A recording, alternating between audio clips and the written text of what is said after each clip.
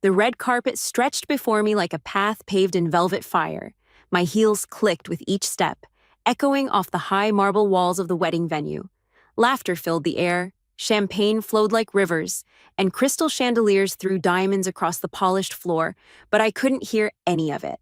Because the moment I walked in, I saw him, Logan Pierce, my boss, in his signature navy suit, holding a glass of scotch, leaning against the bar like he owned the damn world. And then he smirked, that cold, arrogant smirk he reserved for boardroom dismissals and public humiliations. He lifted his glass, tilted it toward me, and said, just loud enough for me to hear, "Enjoy your day, Madison. You're jobless tomorrow. Before we begin, drop a comment and tell us where are you from, and from which city you're watching our videos. And after watching the whole video, don't forget to tell us what would you do in this situation. Be honest, tell me in the comments below. We read every comment. Let's begin." I blinked. My heart didn't skip a beat. It slammed into a wall. I clenched my bouquet tighter, the white roses creaking under pressure. He didn't look away. He didn't flinch. He just stood there, sipping, watching me crack. I wanted to scream. Not today. Not on my wedding day. I turned away fast. Guests were still smiling, taking their seats. My mother waved me toward the aisle. The string quartet had just started playing the opening notes, but I didn't move. I pulled out my phone, opened the last message, from Logan Pierce. "Let's call it your final celebration. You're done Monday. No explanation. No reason. After 5 years of breaking my back for that man, this was how it ended." I shoved the phone into my clutch and walked straight up to the man who was about to become my husband. Ethan. God, he looked stunning. Black tux, slightly loosened collar, soft smile that turned my rage into steam. But the moment he saw my face, he frowned. "What's wrong?" I didn't speak, just pulled out my phone and showed him the message. He read it once, then again. Then his jaw tightened. "He sent you this now?" I nodded, still holding back the explosion burning in my throat. He looked up, and his smile was gone. His eyes zeroed in on Logan at the bar. "I'm going to step outside for a second." "Ethan." He leaned close, whispered, "Trust me." I watched him slip through the side entrance with his phone pressed to his ear. I tried to refocus, but every eye in the room suddenly felt like it was watching me. 20 minutes passed. No Ethan. Guests were shifting. My mother looked confused. My bridesmaid whispered, "Do we wait more?" And then the door opened again. Ethan walked in. His jacket was off. His tie was gone. His eyes locked on me. He walked up to me, leaned close, and whispered, "I just bought something, and Logan's about to wish he never sent that text." Then, with a cool nod, he turned towards the bar, where Logan still stood, smug and unaware. "Logan!" Ethan called out. Logan turned, and then Ethan said the words that silenced the whole venue. "I'm your boss now." The scotch glass in Logan's hand slipped, crashed on the floor. The amber liquid splashed across his expensive shoes. He stared at Ethan like his brain had glitched. "What?" he muttered.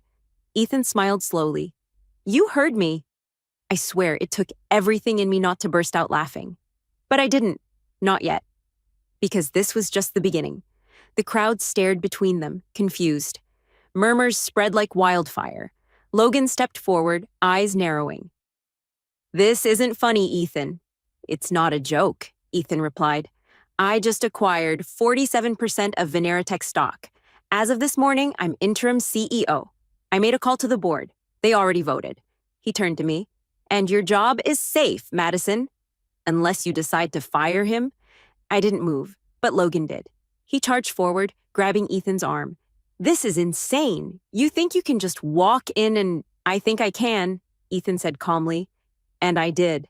Now I'd advise you to leave. You're not invited anymore." Logan's voice shook. "You don't understand how this works." "I understand exactly how it works," Ethan cut him off. "I've been watching you humiliate her, gaslight her, overwork her. She wouldn't say anything, but I would, and I just did." Logan's mouth opened. No sound came out. The crowd, now fully silent, watched as my boss turned pale, looked at me, and realized his reign was over. I walked forward, slowly. "You wanted me jobless," I said coldly. "Congratulations. You just made yourself obsolete." Then I turned to Ethan. Let's get married. The room exploded. Applause, laughter. And Logan, humiliated, walked out, slipping slightly on the scotch he spilled. But what no one knew was, this wasn't even the revenge. Not yet. That started the next day. The next morning, I woke up with my head on Ethan's chest and my phone buzzing violently on the nightstand. Dozens of missed calls, half from coworkers, the rest from Logan. I didn't pick up. Instead, I watched Ethan quietly as sunlight poured across his jawline. My husband, my protector, my partner in revenge. "Should I be scared of you?" I whispered, nudging him awake. He grinned without opening his eyes. "Only if you're planning on betraying me?" I laughed. But it didn't last long. Because I knew this wasn't over. Not yet. Logan Pierce was a narcissist. And narcissists don't go quietly. I got up, pulled on my robe, and finally checked the latest voicemail. "Madison, we need to talk. There's been a huge misunderstanding. You don't know what you're doing. You've made a mistake. Ethan doesn't know what kind of deals he's stepping into. Call me. Delete. I know things about Veneratech, Madison. Real things. If Ethan thinks he owns me, he's about to find out the cost. Delete." I turned and looked at Ethan, who was now scrolling through something on his phone. Calm, focused, too calm. "Are you sure you want to go through with this?" I asked. He looked up. "I've never been more sure of anything." I hesitated. "You bought part of his company for me. That's not nothing, Ethan." He put his phone down and stood up. "You think I did this just for you?" I blinked. "I did this because I believe in you," he said. "Because you've spent the last 5 years building something he took credit for. Because you created an entire division that's now being pitched to venture capitalists as his idea. And because I saw the look in your eyes every time you came home late. Exhausted, broken, but too proud to admit it." His voice cracked slightly. "So number. I didn't just buy it for you. I bought it because it was already yours. I just made it official." Tears burned behind my eyes, but I blinked them away. He walked over, took my hand, and placed a single key in my palm. "What's this?" I asked. "Our office." I frowned. "What office?" "The one we're opening today. You're not going back to work for Logan. You're going to replace him." My breath caught. "You're serious?" He nodded. "We're launching a new tech incubator, and you're the CEO. All your ideas, your patents, your prototypes, they're no longer buried under his name. They're yours again." My knees nearly gave out. I had dreamed of this, not just revenge, but freedom. But it always felt like fantasy, not anymore. "But I need to warn you," Ethan added. "Logan's not just going to roll over. He's got allies on the board. He's dirty. He's desperate. And desperate men don't go down without a mess." I straightened. "Then we clean it up." 3 days later, we walked into Veneratech's headquarters. The elevator ride was silent, just Ethan and me, but the energy buzzed. I wore a sharp black suit with no brand labels, just tailored confidence. Ethan looked like he could buy the building if he felt like it, which he basically had. As the elevator doors opened, heads turned. Whispers erupted instantly. "She's here. Is that Ethan Parker? Wait, isn't that Logan's position?" We stepped into the glass conference room. Half the board was seated already. The other half awkwardly walked in behind us, and then Logan entered. His face was pale, eyes bloodshot, but the smile, still cocky, still fake. "Glad you could join us," he said, sitting down like he hadn't just threatened me days earlier. Ethan stood at the head of the table. "We'll keep this short," he said. "There are serious questions about company misconduct under the current CEO, embezzlement, patent theft, harassment, whistleblower suppression." He placed a folder on the table. Inside are documents proving internal. Sabotage of multiple women-led projects, all buried by Logan, all traceable. Logan laughed. "This is a stunt." I leaned forward. "Number, this is your audit." He froze. Ethan continued. "The board has reviewed the files, and a vote was held last night." Logan's voice was almost a growl. "That's not possible." "It is," Ethan said. "And the board voted 8-2. You're removed as CEO effective immediately." Silence. Then Logan slammed his fist on the table. "You don't understand what you're doing? I built this. Me? Not her. Not some nobody." I looked him in the eye. "You built it on stolen work, and I'm not a nobody. I'm the woman who used to stay late in her cubicle fixing your messes while you drank with investors and took credit for my code. I'm the one you threatened, manipulated, gaslit. I'm the one you fired. I stood tall. And now I'm the one who's going to erase your name from this company's history. His face contorted. You think you've won? This isn't over. You just declared war. I stepped closer. No, Logan. You declared war. I just made it fair. He tried to speak again, but Ethan held up a hand. Security will escort you out now. And just like that, 2 security guards stepped in. Logan stood up, shaking. You'll regret this. You'll both regret this. But no one answered him. Not even the board. He was just noise now, a page being turned. And me? I was holding the pen.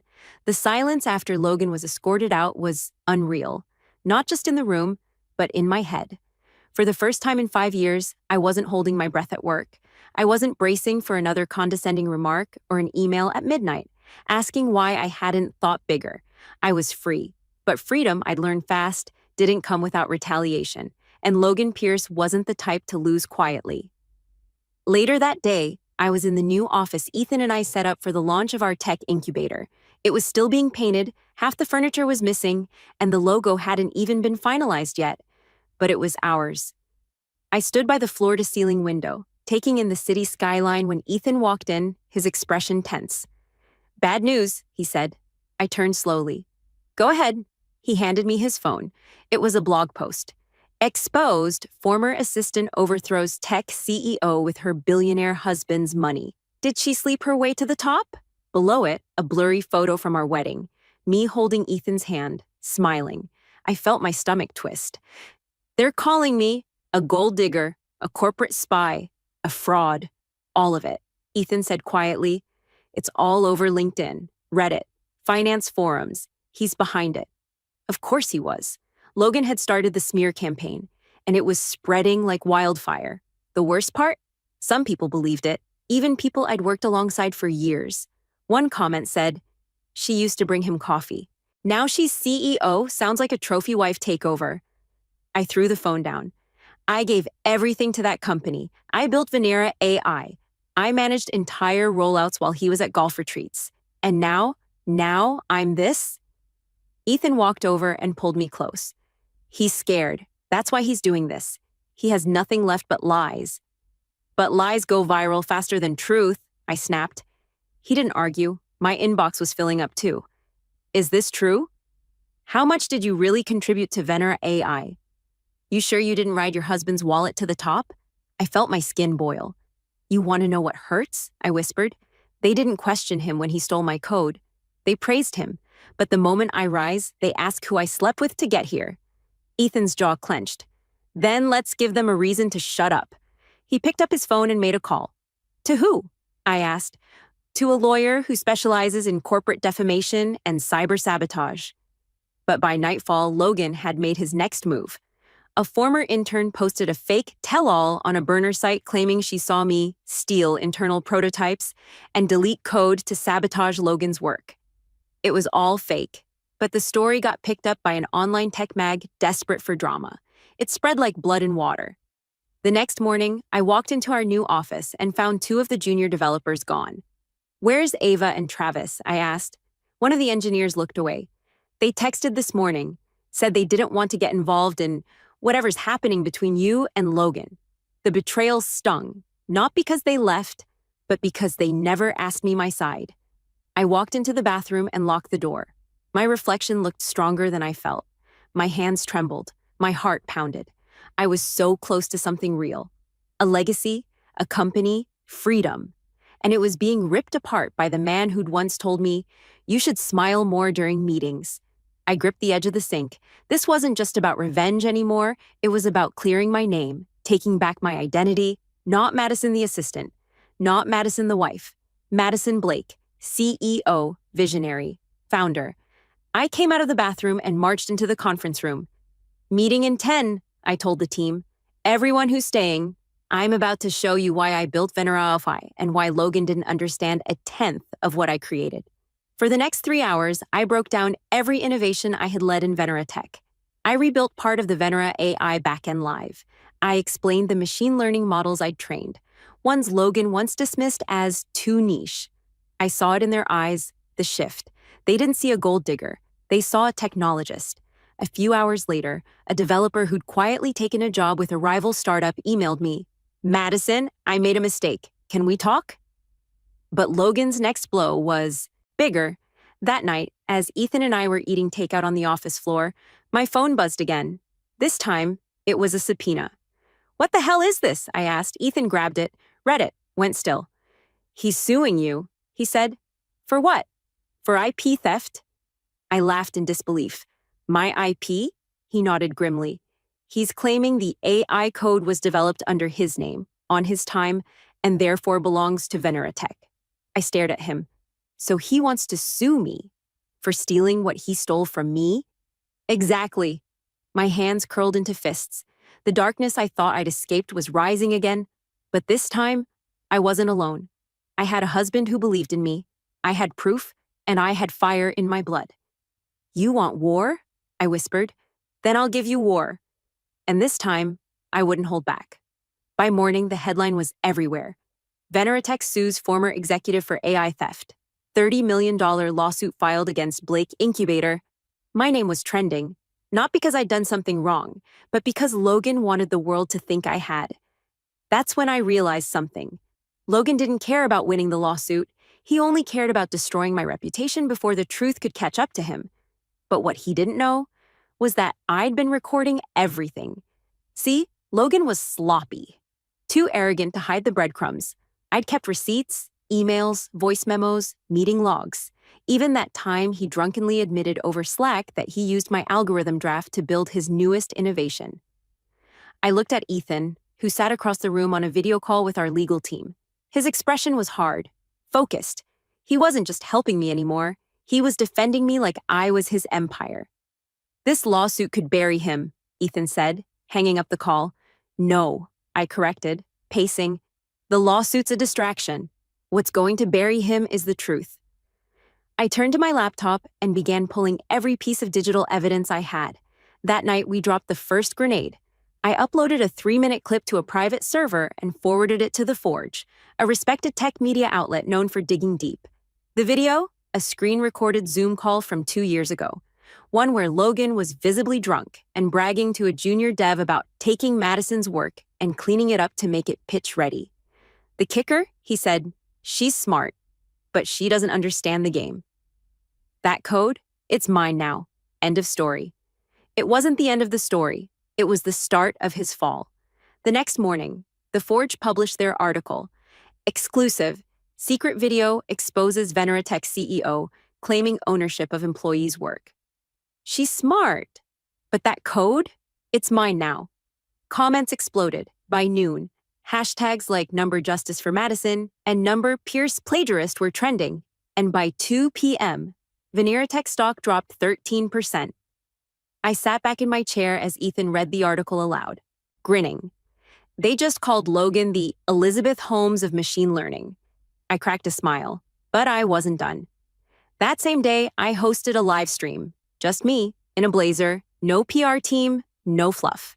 I titled it, "Let Me Tell You What Really Happened." 35,000 people tuned in.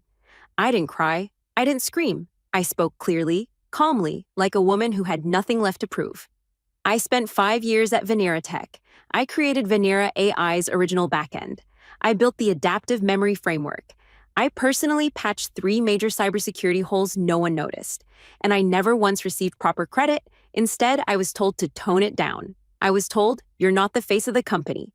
I was told to wait my turn. I held up the subpoena. And now I'm being sued for stealing my own work. I paused, looked straight into the camera. I'm not telling you this for sympathy. I'm telling you this because I'm not the only one. There are women and men in this industry who get steamrolled by louder voices with fancier suits. If you're one of them, this fight is your fight too. I ended the live stream by saying, the difference between Logan and me? I never needed to steal anything, because I created it. And that night, the board of Veneratech finally snapped. Ethan got the call at 10:42 p.m. I was curled up on the couch, drained but alive. He turned to me, blinking. "They're launching a formal internal investigation," he said. "A forensic audit." I sat up. "What?" The board's panicking. One of the senior members just resigned and leaked chat logs. Apparently, Logan forged at least 2 investor emails and misused acquisition funds. I stood slowly. And what happens now? Ethan gave me a look I'd never forget, one that said, "He's finished." But Logan? Logan was desperate now. The next morning, I found a letter slipped under my office door. A single sheet, handwritten, no return name. "You think you've won, but you've made enemies you can't see. You took something that didn't belong to you. And soon, I'm going to take something from you." No name, but I knew that handwriting. It was Logan's. I sat frozen for a second. Then I picked it up, walked into Ethan's office, and dropped the letter on his desk. He read it, then picked up his phone. "We're hiring private security," he said. "Today." But even with security in place, I couldn't sleep.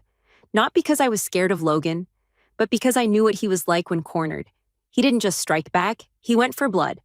And I had a sinking feeling that whatever he planned next wouldn't just be corporate. It would be personal. 2 days after the threat letter, I received another call. This time, it wasn't from a lawyer. It was from the investigative journalist I'd worked with. "Madison, we just got something." "What is it?" I asked. She hesitated.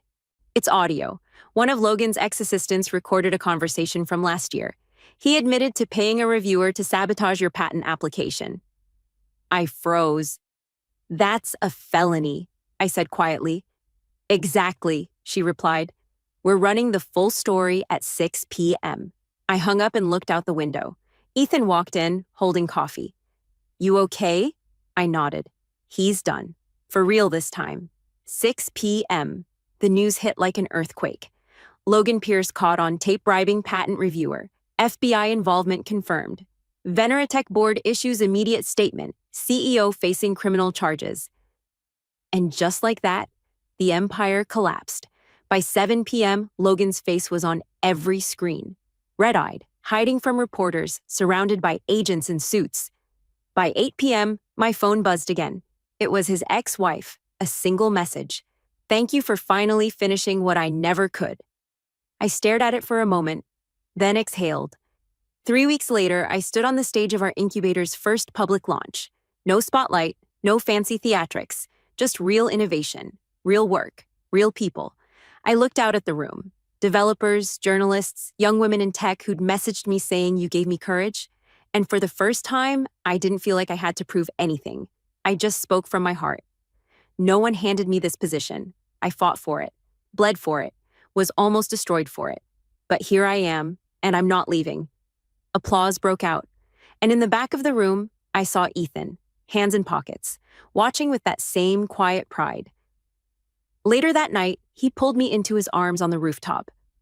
"Still feel like jobless Madison?" he teased. I smiled. I feel like Madison, the woman who burned an empire and built her own. He kissed my forehead, and below us, the city lights flickered.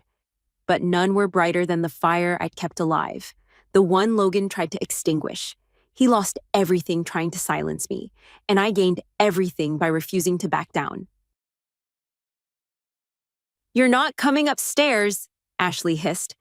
Before I could respond, my sister grabbed my wrist and shoved me hard, so hard my back hit the cold concrete wall of the basement. "Ashley, what are you doing? I'm your sister," I gasped, stunned, my voice echoing down the stairwell.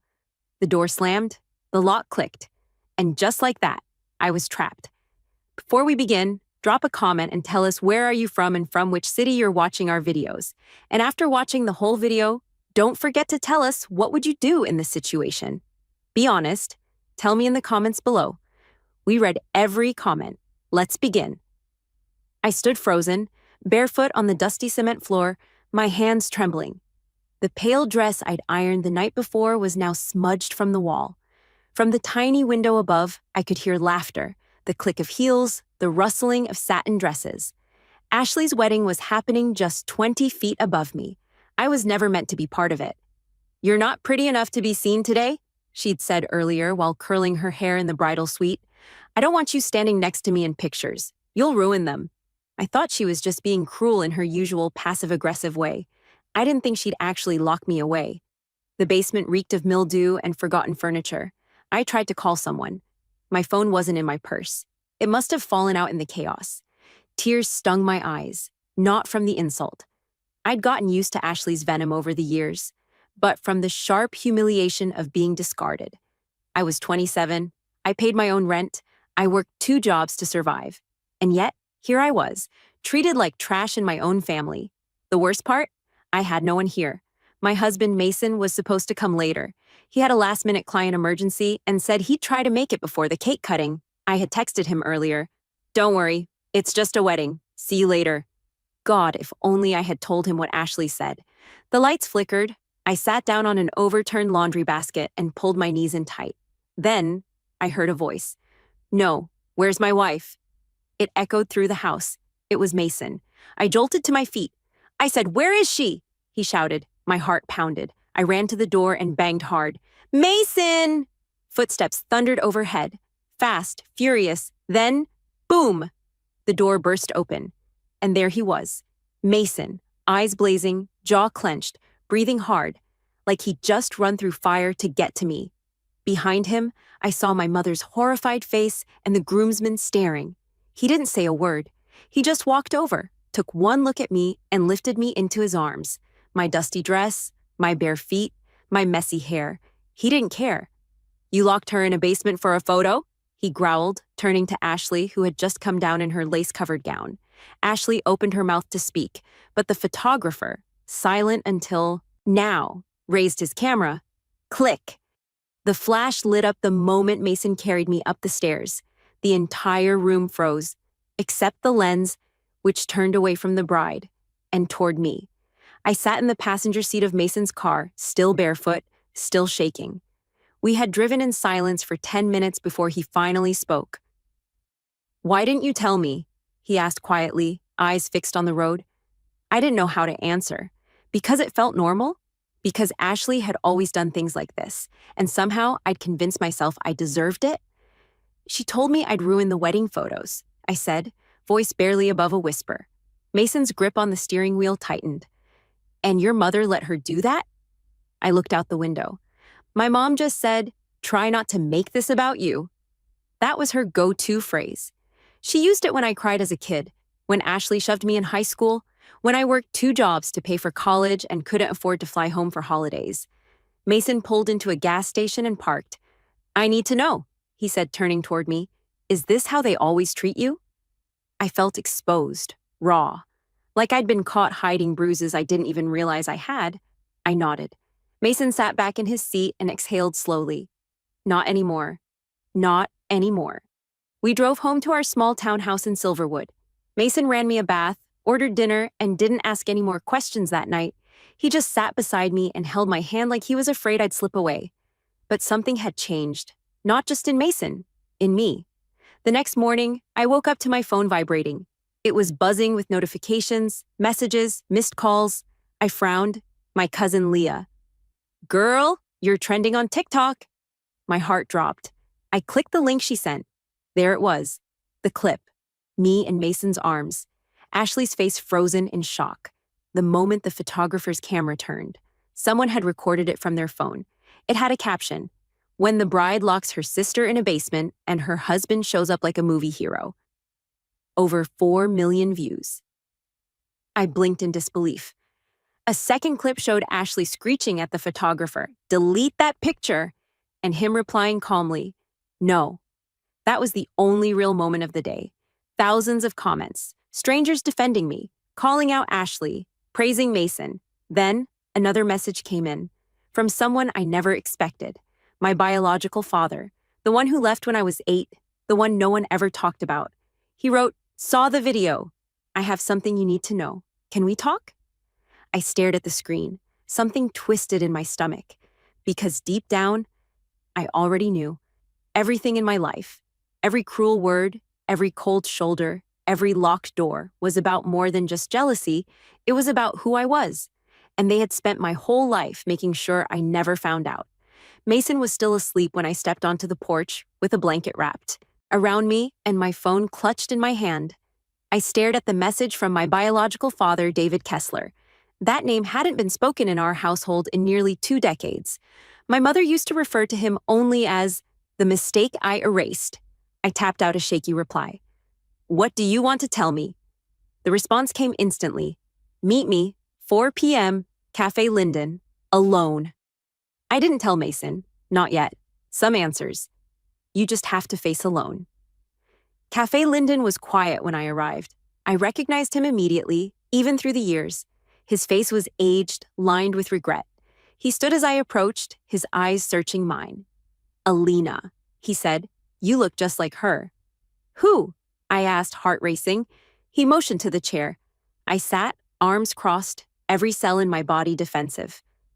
Your real mother, he said quietly, not the woman who raised you. My heart stopped. What are you talking about? I asked, stunned. My mom is your aunt, he interrupted gently. Your mother, my wife, died giving birth to you. Her sister, Ashley's mom, took you in when I broke down. I wasn't in my right mind. And she made me believe it was best, that you'd grow up safe. But they didn't keep you safe, Alina. My blood ran cold.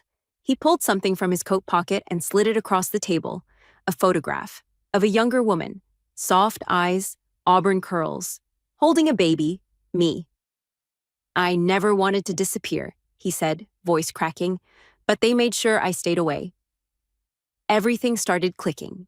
Why I was always treated like an outsider, why my mother was cold and my sister cruel, because I was never meant to be in that house. I wasn't their daughter. I was their secret. I returned home in a daze. Mason was waiting, pacing in the hallway. Where were you? He asked. You disappeared on me. I walked right up to him, dropped the photo into his hand, and said, that woman. That's my mother. He stared at it, then looked at me. What do you mean? So I told him everything, every word, every breath, every lie. And when I finished, he whispered, they locked you in that basement because you're a threat to their picture-perfect lie. I nodded, tears in my eyes. But not anymore. That night, Mason uploaded a high-res version of the photo the wedding photographer had sent us privately, the one of him carrying me while everyone else stood frozen. He captioned it, not every fairy tale starts in a ballroom. Sometimes it begins in a basement. It went viral within hours. But what came next wasn't a fairy tale. Ashley's husband's family saw the video and began asking questions. The wedding photographer gave an interview. My mother called me non-stop, leaving voicemails that grew more and more desperate. Until finally, my lawyer called. You need to come in. There's something about your inheritance, your biological mother's estate. It's been contested for years. I blinked. My mother had an estate, not just an estate. He replied, she had a legacy, and now it's yours. The final photo wasn't the one Ashley posed for in her white gown. It was me, standing in front of a courthouse, holding the keys to a house I never knew I owned, with my husband by my side. And this time, the camera was exactly where it should have been. The drive to the estate felt like entering another world. Tucked behind a gated driveway in the hills of Vermont, the house loomed like something from an old movie. Elegant, timeless, weathered by secrets. The lawyer handed me the keys and said, she left everything in your name. The land, the house, and the letters. Letters? I asked. He nodded. They're in the study. She wrote one every year until she died. They were never mailed. Mason and I stepped through the front doors, and for a moment, I couldn't breathe. Everything smelled of old wood and lavender. There were portraits of her, my real mother, on the walls, framed in gold. A piano sat untouched in the corner. In the study, tucked inside a cedar box, I found the first letter. My sweet Alina. If you're reading this, it means you found your way back to me. I prayed you would. I know you'll have questions. I know life wasn't easy for you. I'm sorry I couldn't protect you from what they became. I sank to the floor as Mason kneeled beside me, his arms around my shoulders. Each letter peeled back more truth. My mother had built this home with love. She was an artist, a philanthropist, and quietly one of the largest donors to women's shelters across New England. She had built this life for me, and it had been stolen. Stolen by people who locked me in basements, who told me I wasn't pretty enough, who looked at me and only saw the shame of their choices. I stayed in the house for 3 days. By the fourth, news had broken. A journalist picked up the viral wedding story and followed the trail to the estate. A full exposé was written. How a woman grew up in a family that never told her the truth. The public turned. Ashley was bombarded online. Her new in-laws, embarrassed by the scandal, announced an annulment. As for my mother, my aunt, she finally called again. I let it ring. Then I answered. "Alina?" she breathed. "You have to make this stop. You're destroying everything." "No," I said calmly. "I'm just finally showing the world what you tried to bury. You're making us look like monsters." I laughed, quiet, bitter. "You locked your niece in a basement because she might ruin a picture. You did that without flinching." Silence. "I want to make it right," she finally said. "We're family." "You only say that now because I have the house, the name." The truth, I hung up. Mason walked in with a cup of coffee. "You okay?" I nodded. "I'm done hiding." He smiled and leaned down to kiss my forehead. "Then it's time the world sees you." That weekend, we hosted a charity gala at the estate in honor of my mother, for women who had been silenced, discarded, overlooked. I stood in front of that crowd, shaking, nervous, vulnerable, and I told them everything. How I was locked away, how I was told I wasn't good enough, how I found my name in a letter written by the woman who gave me life. The crowd stood and applauded, but one person in the back stood frozen. Ashley. She looked smaller somehow, like the truth had finally caved in on her. And then, for the first time, she walked out, without a camera pointed at her. The spotlight no longer belonged to her. It belonged to me. The night after the gala, I stood barefoot on the marble steps of the estate, gazing out into the moonlit garden that once belonged to a woman I never got to meet, but who somehow knew me better than anyone else ever had. The whispers of applause still echoed in my ears. But what stuck with me most were the women who came up to me after I spoke. I felt invisible too. My sister said the same words to me before my wedding. "You made me feel seen." I wasn't the only one who'd been locked in a metaphorical basement. I had just been the one foolish enough to think I had to stay there. 3 days later, I received a manila envelope at the estate's front gate. No name, no return address. Inside it were 2 things. 1, a photo, an old one, from my 12th birthday. I was off to the side of the frame, blowing out candles alone while Ashley and her friends smiled for the camera near the cake. 2, a typed letter. "You were always brighter. We just didn't want the world to notice. We thought if we broke you down first, you'd never rise higher than us. Guess we were wrong." Anonymous. The paper trembled in my hand. It wasn't signed, but I didn't need it to be. I knew exactly who sent it. That was the closest thing to an apology I'd ever get. That week, I made the final decision. I hired an investigative attorney and had all estate documents reviewed. Turns out there had been a quiet attempt years ago by Ashley and my mother to contest the will of my real mom. They'd tried to sell off the property illegally, but were blocked. I had grounds, serious ones. But instead of pressing charges, I called a press conference. When the media arrived, I stood on the front steps and spoke from my gut. "I won't press charges, but I will protect what was given to me. I will honor the woman who gave me life, and I will not allow the people who silenced me to rewrite this story again." That speech aired across national outlets. I didn't care about the fame. I cared about the impact, and impact it had. Foundations reached out, universities, women's groups, even publishing houses. Suddenly, I was the story, the girl who'd been hidden away. Now standing in the light. 6 months passed. The estate had been restored to its original beauty. I kept my mother's study untouched, except for one new addition. A framed photo on the wall. Mason carrying me out of that basement. Below it, a small gold plaque. "Never again unseen." That fall, I walked into a bookstore in downtown Boston. My memoir had just been released. Title, Locked In, Let Out. It sat front and center on a wooden display. As I stared at the cover, a familiar voice whispered from behind me. "I finished it in one sitting." I turned. Ashley stood there in a beige coat, dark circles under her eyes, no cameras, no filters. For the first time in years, she looked real. "You ruined us," she said softly. I met her eyes, calm, steady, no anger left. "No," I replied. "You ruined yourselves. I just stopped letting you do it to me." She didn't respond. She turned, walked out the door, and melted into the crowd. And I never saw her again.